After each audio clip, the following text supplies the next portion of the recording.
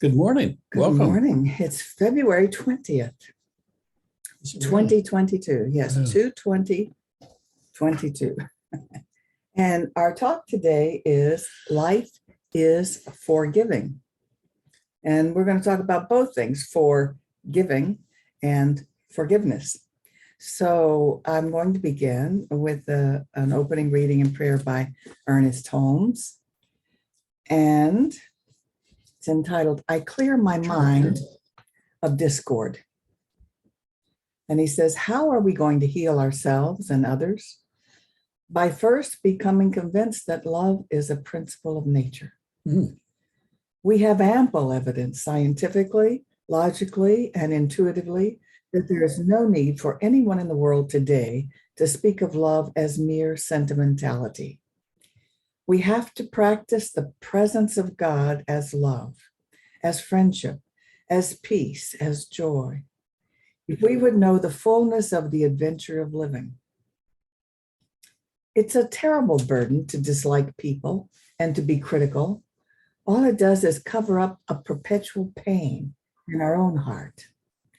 It is a whistling in the dark to keep up our own courage. How much easier it is to love people, to learn to forgive rather than to hold grudges. We should not go to bed at night until we have cleared our mind of every animosity. Love is the greatest healing agent on earth for our body as well as for our affairs. To be a friend is the greatest privilege I can experience. Therefore, I extend loving friendship to all I meet.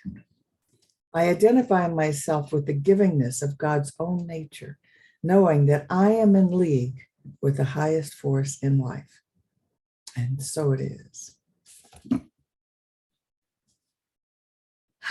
So did you want to begin with the giving? Well, I really think that we are here. Life is for giving, and it is the givingness that makes us whole. It is the givingness that supports, encourages, and empowers us.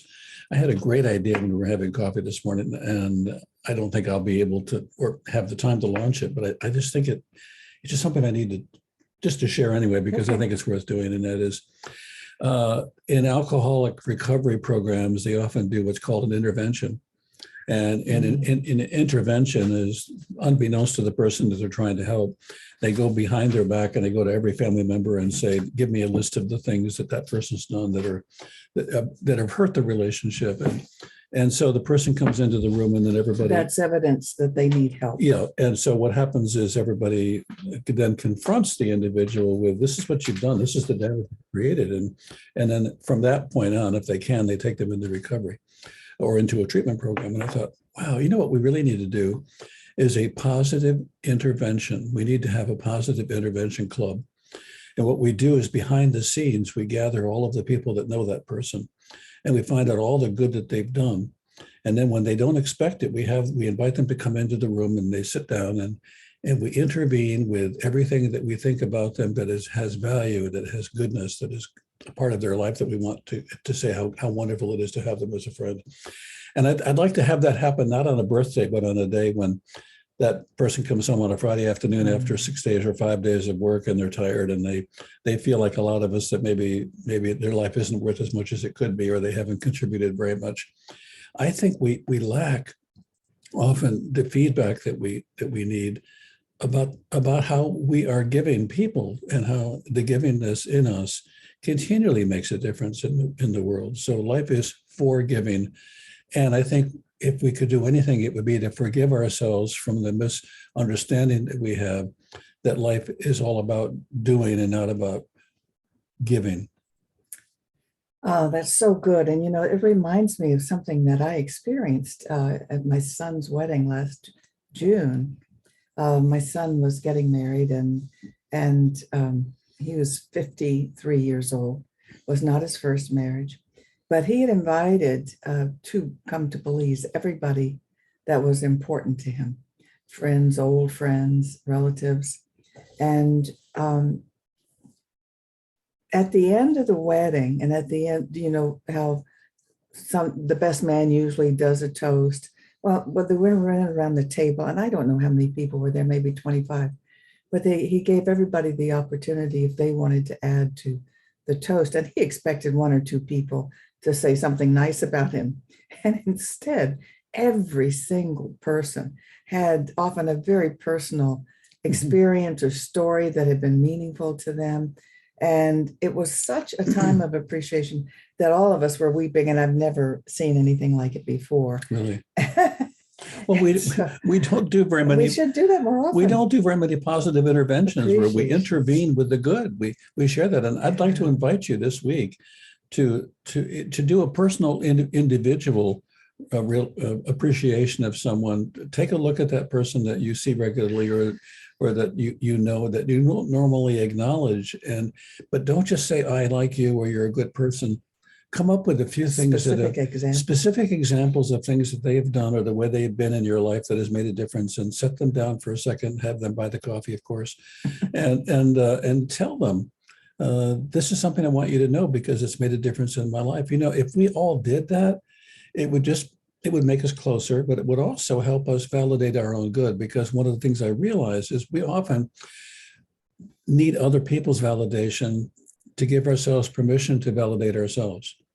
And although I wish it weren't that way, when you validate somebody, you're giving them permission to validate themselves, to recognize that they are for the purpose of giving, that they are here to give and to create and to do good. That's right, because we often think these things, yeah, and we don't say them. We think them and we think, well, that person knows that. And sometimes you can tell them not even what they've done that's made a difference in your life, but that you appreciate seeing them do for others, or it's just their way of being in the world. And just to say you appreciate that can be a meaningful step. You know, as I say, I usually think those things and don't say them, and it would be. I do that at work all the time. I'll see somebody, it could be a patient or it could be a staff person doing something, and I will go back and say, you know, I watched what you did, and you did that with so much kindness, or you did that with so much skill. You did that with so much heart. I really appreciate seeing that. And what happens at that point, I don't care who it is they light up, because we're not used to having people do that. We're used to having people say, you know, I saw what you did. Now here's what you could do better or improve on. And we have become a self-improvement project rather than a self-acknowledging person, or people.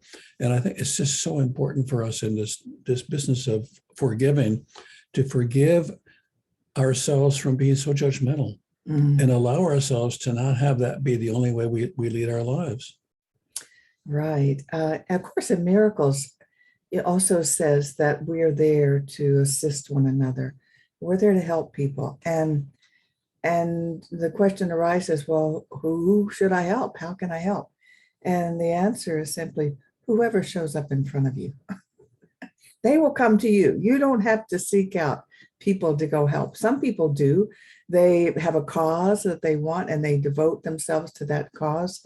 We have many people within our organization who do that, helping the homeless, helping those who've been temporarily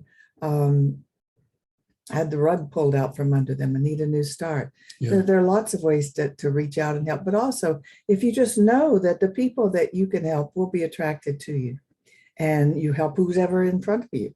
And that's the guide. That's the guide. Yeah. And, you know, we're all in one mind. We're all of one mind. So things that seem to be attracted, they seem accidental or not accidental at all. But I also noticed that within my own family, and probably because we do what our parents do, which is to tell us what's wrong with the kids instead of what's right with them. I noticed that with my sisters, I often will be less likely to tell them what they do that I appreciate and that is nice to see, and more likely to tell them what in my brilliant opinion they may not be doing right. You know, that's just none of my business to do that. We grow up with a mindset that we have, whatever it is, we have to get it right. And even if we don't know what right is, we have to get it right. We have to figure that out and then get it right. There's a standard somewhere in the universe for everything on the planet that we do. So I think unconsciously we're trying. I have to open that again. Unconsciously we're trying to save people from getting it wrong. And when we're busy trying to save people from getting it wrong, which is an erroneous idea anyway, we fail to appreciate their good. We fail to appreciate the good that they bring. And so I think I'll turn the air on in a minute. We're being distracted here. Judith is having. I'm having a hot flash. Yeah. Right. So anyway, just forget it. We do this, Have you ever entered into a conversation and really had your heart in it, and the other person said, "Were you talking?" It's too hot. It's too hot. Yeah, right. Oh, okay. So let's talk about forgiveness now. Yeah, let's just change the subject altogether. Forgiveness is very We'll go important. back and erase that part. Life is Turn it forgiving. down. And we came to this earth as a place of polarity. It's called a plane of polarity, hot, cold, like I'm experiencing now. What we call good, bad, pain, pleasure. There are opposite poles of experience, and we knew we were coming here for that. And so we do that because it's a wonderful opportunity for experience and for growth. And this is not our only experience. We believe we continue to exist after this lifetime on earth, that who you are as spirit continues on. And so it's an opportunity for growth.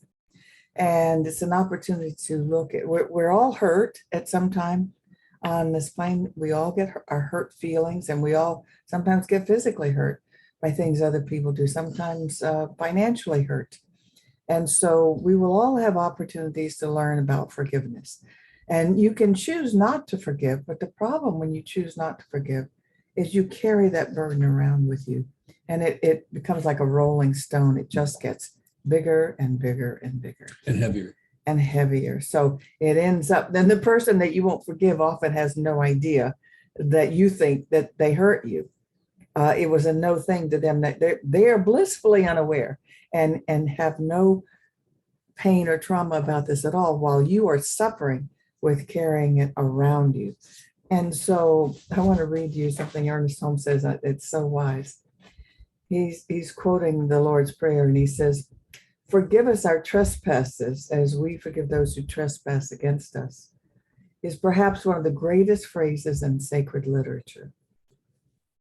Places immediate salvation within the reach of all, but automatically causes us to suffer so long as we impose suffering. We could not ask for a more complete justice, a greater givingness, nor a more exalted concept of the divine forgivingness. The nature of God is revealed as infinite tenderness coupled with exact law. Infinite tenderness coupled with exact law. It reminds me of recently I was talking to a colleague who has a supervisory position, and he was sharing with me how he was having difficulty with a particular individual's behavior. But what he said was really interesting. He says, "I love the guy, but the behavior is not acceptable." And I thought, to be able to make that distinction, I think very often we don't say, "I love the guy" or "I love that person." We say, "Now that that person's behaved badly, I don't like them anymore." And what we've done is we've merged that. So now it's an immovable thing. When you don't like somebody and you don't like what they've done, there's not a lot of room for anything to happen. But I was so impressed because he was talking about a situation that had happened several times where he was getting more and more frustrated with the behavior. But he was also continuing to say, "And I can care. And I can still hold that person as a human being in high regard." If we did that for ourselves, how often do you write yourself off completely and move from "I did something wrong" to "I don't like me anymore"? Yeah, and often the person who has aggrieved us is a family member, and so that can be very complicated because then that they will always be a family member, even if they're not near you, even if they're not still alive. You can hold grievances 50 years after they're dead. And we do. And we do. So and it doesn't hurt anybody but ourselves. There's nothing better than self-righteous rage. So this business of forgiveness, one of the most important things to remember is that it has nothing to do with condoning the action that hurt you. You're forgiving does not mean you're saying it's okay that you did that. No. Absolutely not. It is simply saying, I don't know why you did it. I don't know what the purpose of it was, but it's too big a burden for me to carry around the anger and the feeling victimized about it. So I release that for me. And in doing so, I release holding you in that position as of the perpetrator. And that doesn't mean that I want you in my life or that I Exactly. will allow you to behave that way with me again. Right. And so that this is where we set a boundary. But the boundary doesn't keep us from loving and caring. The boundary keeps us from the behavior that we don't want to be damaged or hurt by. Right. Often people are afraid to forgive because they're saying, well, then I would be condoning it. Yeah. I'd be inviting more Yeah. abuse into my life. And absolutely not. We need to learn how to set boundaries and keep distances and not allow ourselves to be hurt anymore. But we believe that our thoughts and feelings attract more of the same to us. So you can see how, as if you're feeling like a victim and you're feeling hurt and angry, you do not attract more good stuff to you. You attract more of what you don't want. So it's in your own best interest to forgive as well as in the other person's. We often found in 12-step work where, people go through a fearless and searching moral inventory of everything they've done wrong. And they write it all down, and then they have to tell another living person. And then they go about making amends to the best of their ability. And sometimes in making amends and saying they're sorry for what they've done, they will also make the mistake of saying, and I forgive you for what you did to me first. And the hilarious part of that is, like, usually the person is totally unaware that they've done anything that the person finds hurtful. So you have to be careful in forgiving that you don't go around telling people you're forgiving them, because they're going, what? I didn't do anything. They're often totally unaware that you were hurt by something they did. So we need to take responsibility that our hurt is our hurt. It may have been what somebody did. They may have thought their intentions were to help you and to do the best for you, making you strong or correcting you. I know that before every meeting, my father said, this is for your own This is good. for your own good. Hurts me more than it hurts you. Yeah, right? I could never grasp that. I looked at the blisters and I said, I don't think so. But yeah. So I want to share some more wisdom that other people have to say about this. This is a person I don't know, Joan Chisler, who wrote In Search of Belief. Premature forgiveness doesn't work. And that's another point. Don't forgive until you really are ready. Premature forgiveness doesn't work. All it does is substitute formality where genuine connection should be. It leaves the process of forgiveness incomplete. It risks the possibility of submerging feelings that will only rise again in us until we embrace them, face them, and perhaps start and perhaps still smarting from the blow of them. Move on beyond what cannot be changed to another point in life. So I found that people, when they hear they should forgive, especially in Christian churches, they hear they should forgive. Then they want to say the words, I forgive you, but they have not worked through their feelings yet. And to work through your feelings, you have to feel them. Mm-hmm. And we often don't want to do that because it's painful. But you actually have to feel the feelings, release them, get good and mad at them before you're ready to forgive. Well, there's an old saying, you can't heal what you can't feel. Yes. And so you have to allow yourself to walk at least briefly, and maybe with somebody else through whatever that is that you need to let go of, so you can then do that. If we're going to love one another, we have to be available to feel our feelings, both positive and negative. Another quote I have here is from David Brooks in a book he wrote called The Second Mountain. David Brooks is often on NPR as a political representative. But I thought this is just brilliant. He says, forgiveness is often spoken of in sentimental terms, as gushy, absolution. But real forgiveness is rigorous. It balances accountability with mercy and compassion. And so I thought, yeah, he's done this work. He recognizes it's not just saying sentimental words. I often think that when I hear people say who have no connection and who go on to the next part of the news report they're going to do, our thoughts and our prayers are with you. And all I can think is that that's a catchphrase. It's something they can say. They need to hang out with that idea a little bit longer until it feels real. And before we say that, maybe what we do need to say is, I don't know what to say here. I don't know how to be with this. I feel like I should say our thoughts and our prayers are with you, but I don't really know, because this is just a lot to deal with. Allow ourselves to be honest and to be real is so much more valuable than saying a cliche or a phrase that just somehow gets you off the hook but doesn't really say anything.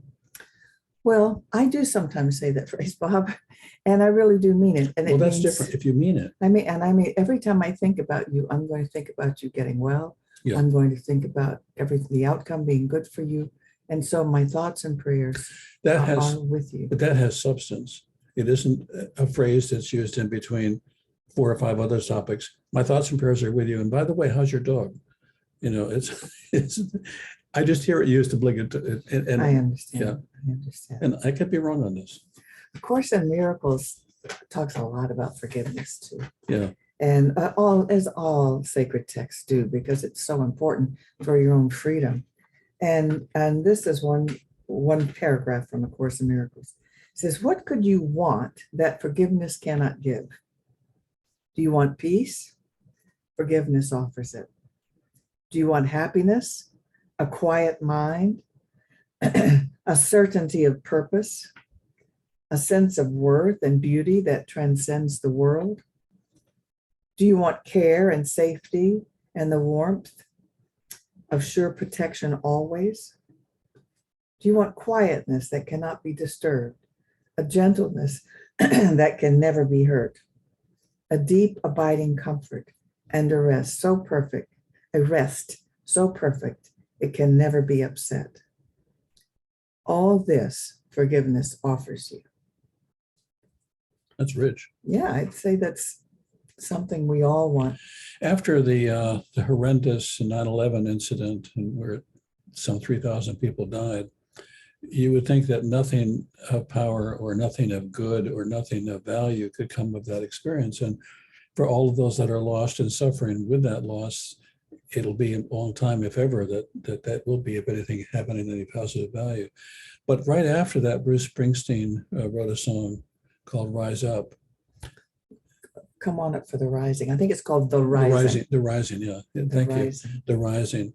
And I've listened to that song several times, and every time I listen to that song, I recognize the coming together, the realization of something greater, the realization of something more. Mm-hmm. And so part of what I think the song represents is bringing us to our best, bringing us to that point of rising up to meet the occasion of forgiveness, of givingness, and we need to do that. So I selected that particular piece in this particular segment that we're going to show, or you can go on YouTube and watch, is Rise Up, being played by a Sting to celebrate Bruce Springsteen's writing and abilities and gifts. And so what we have here is Bruce has given to all of us something of importance. Sting, that he wrote after 9/11. And then Sting is giving it back, and then we're all getting the benefit of it too. This is the gift of caring that keeps giving. Yes, it is. It's a beautiful example of caring. It's very, very poignant. May bring a tear to your eyes. So, so let's close this part with a prayer, okay? Yeah. Prayer for giving and forgiving. So as we come together and go inside, we recognize that each of us is imbued and inhabited by this thing we call God. This infinite power and love resides within us.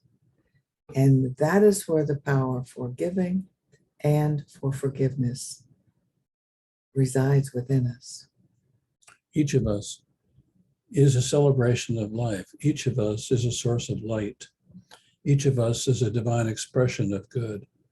Each of us is poetry, dance, song, aliveness, beauty, and magnificent in action. So we give thanks for the reminders, and we review in our minds if we are holding anyone in judgment, if we are feeling any kind of persecution or hurt caused by another. We choose to exercise the process of forgiveness. And, For we know that it is for us as well as for them. and we are grateful for this opportunity. And together we say, And so and it so it is. is. Very good. Now So we're going to go off of live. Oh, yes, we are. we're going to give you the opportunity to support our ministry, if you care to, by going to www.cslpalmbeaches.org. That's the name of our center, Center for Spiritual Living in the Palm Beaches. And there you have an opportunity to click a ways to donate button, and goes through PayPal right into the center's checking account. So we thank you so much for your support, and we will end this recording now.